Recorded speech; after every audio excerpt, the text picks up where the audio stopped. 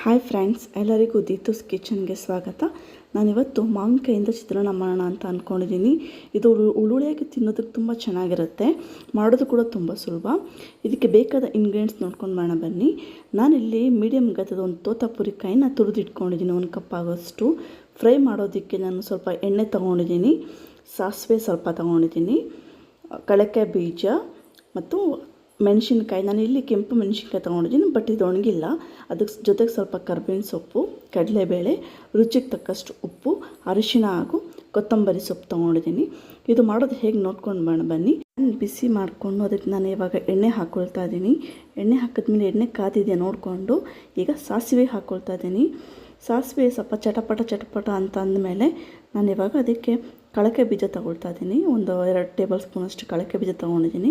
ಅದನ್ನು ನೀವು medium flame ಇಟ್ಕೊಂಡು ಸ್ವಲ್ಪ ರೋಸ್ಟ್ ಮಾಡ್ಕೋಬೇಕಾಗತ್ತೆ. ಬೀಜ ಹಾಕಿದ ಒಂದು 2 ರಿಂದ 3 ನಿಮಿಷ ಆದಮೇಲೆ ಕಡಲೆಬೇಳೆ ಹಾಕೋಬೇಕಾಗತ್ತೆ. ನಾನೀಗ 1 ಟೇಬಲ್ ಸ್ಪೂನಷ್ಟು ಕಡಲೆಬೇಳೆ ತೊಗೊಂಡಿದ್ದೀನಿ. 2 ಮೀಡಿಯಮ್ ಫ್ಲೇಮ್ನಲ್ಲೇ ನಾನು ಫ್ರೈ ಮಾಡ್ಕೊಳ್ತಾ ಇದ್ದೀನಿ.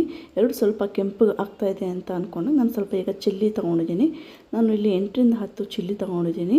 ನಿಮಗೆ ಖಾರ ಜಾಸ್ತಿ ಬೇಕು ನೀವು ಇನ್ನೂ ಖಾರ ಜಾಸ್ತಿ ಹಾಕ್ಕೊಳ್ಬೋದು. ಇವಾಗ ನಾನು ಕರ್ಬೇವಿನ ಸೊಪ್ಪು ಹಾಕ್ಕೊಳ್ತಾ ಇದ್ದೀನಿ. ನೋಡಿ ಈಗಲೇ ಎಷ್ಟು ಕಲರ್ಫುಲ್ಲಾಗಿ ಕಾಣಿಸ್ತಿದೆ ಅದು ಅಂಥೇಳಿ. ಕರ್ಬೇವಿನ ಸೊಪ್ಪು ಹಾಕ್ಕೊಂಡು 2 ರಿಂದ 3 ನಿಮಿಷ ನಂತರ ನಾನೀಗ ಮಾವಿನಕಾಯಿ ಹಾಕ್ಕೊಳ್ತಾ ಇದ್ದೀನಿ. ಡೈರೆಕ್ಟಾಗಿ ಮಾವಿನಕಾಯಿ ಹುಳಿ ಜಾಸ್ತಿ ಆಗುತ್ತೆ, ನಮಗೆ ತಿನ್ನೋಕ್ಕಾಗಲ್ಲ ಅನ್ನೋರು ಮಾವಿನಕಾಯಿ ಹಾಕೋಕ್ಕೆ ಮುಂಚೆ ಈರುಳ್ಳಿ ಫ್ರೈ ಆದಮೇಲೆ ನೀವು ಬೇಕಾದ ಮಾವಿನಕಾಯಿ ಹಾಕ್ಕೊಂಡು ನೀವು ತಿನ್ಬೋದು. ನಾನು ಡೈರೆಕ್ಟಾಗಿ ಮಾವಿನಕಾಯಿ ತುರಿ ಹಾಕ್ತಿರೋದ್ರಿಂದ ಹುಳಿಯಾಗಿ ತಿನ್ನೋದಕ್ಕೆ ಚೆನ್ನಾಗಿರುತ್ತೆ ಅಂತ ನಾನು ಡೈರೆಕ್ಟಾಗಿ ಹಾಕ್ತಿದ್ದೀನಿ. ಇದು ನೋಡಿ ಚೆನ್ನಾಗಿ ಮಿಕ್ಸ್ ಮಾಡ್ಕೋಬೇಕಾಗತ್ತೆ. ನೋಡಿ ಚೆನ್ನಾಗಿ ಮಿಕ್ಸ್ ಮಾಡಿಕೊಂಡು 2 ರಿಂದ 3 ನಿಮಿಷ ಆದಮೇಲೆ ಸ್ವಲ್ಪ ಅರಿಶಿನ ಹಾಕ್ಕೋಬೇಕಾಗತ್ತೆ. ಅರಿಶಿನ ನೀವು ಒಂದು 1/2 ಟೇಬಲ್ ಸ್ಪೂನ್ ಅಷ್ಟು ತೊಗೊಂಡ್ರೆ ಚೆನ್ನಾಗಿರುತ್ತೆ, ಕಲರ್ಫುಲ್ ಆಗಿರುತ್ತೆ. ನೋಡಿ ಅರಿಶಿನ ಹಾಕಿ ಒಂದು 2 ರಿಂದ 3 ನಿಮಿಷ ಆದಮೇಲೆ ಎಷ್ಟು ಕಲರ್ಫುಲ್ ಕಾಣಿಸ್ತಿದೆ ಅಂತ. ಇದು ಮಾಡೋದು ತುಂಬ ಸುಲಭ, ಎಷ್ಟು ಬೇಗ ಆಗುತ್ತೆ ಅಂದರೆ ತಿನ್ನೋದಕ್ಕೆ ಅಷ್ಟು ರುಚಿಯಾಗಿರುತ್ತೆ. ನೋಡಿ ನೀವು ನೋಡ್ತಾ ಇರ್ಬೋದು ರೆಡಿ ಇದೆ. ಇವಾಗ ನಾನು ಇದಕ್ಕೆ ಸ್ವಲ್ಪ ಸಾಲ್ಟ್ ಹಾಕ್ಕೊಳ್ತೀನಿ, ರುಚಿಗೆ ತಕ್ಕಷ್ಟು ಸಾಲ್ಟ್ ಹಾಕಿ ಚೆನ್ನಾಗಿ ತಿರುವಿದ ಮೇಲೆ ನಾನಿವಾಗ ಕೊನೆಯಲ್ಲಿ ಸ್ವಲ್ಪ ಕೊತ್ತಂಬರಿ ಸೊಪ್ಪು ಹಾಕ್ಕೊಳ್ಬೇಕಾಗುತ್ತೆ. ಕೊತ್ತಂಬರಿ ಸೊಪ್ಪು ಹಾಕ್ಕೊಂಡ್ರೆ ಮುಗೀತಿದು, ತುಂಬ ರುಚಿಯಾಗಿರುತ್ತೆ ತಿನ್ನೋದಕ್ಕೆ. ನೋಡ್ತಾ ಇರ್ಬೋದು ನೀವು ಎಷ್ಟು ಕಲರ್ಫುಲ್ಲಾಗಿ ಕಾಣಿಸ್ತಿದೆ ಅಂಥೇಳಿ. ನೋಡಿ ಇದು ರೆಡಿ ಇದೆ. ಇದು 2 ರಿಂದ 3 ನಿಮಿಷ ಬಾಡಿಸ್ಬಿಟ್ಟು ನಾನು ನಿಮಗೆ ರೈಸ್ ಜೊತೆ ತಂದು ತೋರಿಸ್ತೀನಿ. ನೋಡಿ ನೀವು ನೋಡ್ತಾ ಇರ್ಬೋದು ಎಷ್ಟು ಕಲರ್ಫುಲ್ಲಾಗಿ ಎಷ್ಟು ಚೆನ್ನಾಗಿ ಕಾಣಿಸ್ತಿದೆ ಅಂತ. ಬೇಸಿಗೆ ಬಂದಾಗ ಎಲ್ಲರೂ ಇದು ಮಾಡಿ ತಿನ್ಬೋದು, ತುಂಬಾ ಚೆನ್ನಾಗಿರುತ್ತೆ.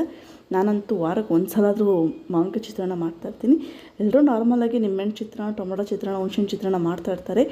ಈ ಮಾವಿನಕಾಯಿ ಚಿತ್ರಾನ್ನ 1 ಸಲ ನೀವು ಮಾಡಿ ನೋಡಿ, ನೀವು ಪದೇ ಇದೇ ಮಾಡಿ ತಿನ್ನೋಣ ಅಂತ ಅನಿಸುತ್ತೆ, ಅಷ್ಟು ಚೆನ್ನಾಗಿದೆ. ಈ ರೆಸಿಪಿನ ನೀವು ಒಂದು ಸಲ ಟ್ರೈ ಮಾಡಿ. ನನ್ನ ಚಾನಲ್ನ ಸಬ್ಸ್ಕ್ರೈಬ್ ಮಾಡಿ ಪ್ಲೀಸ್.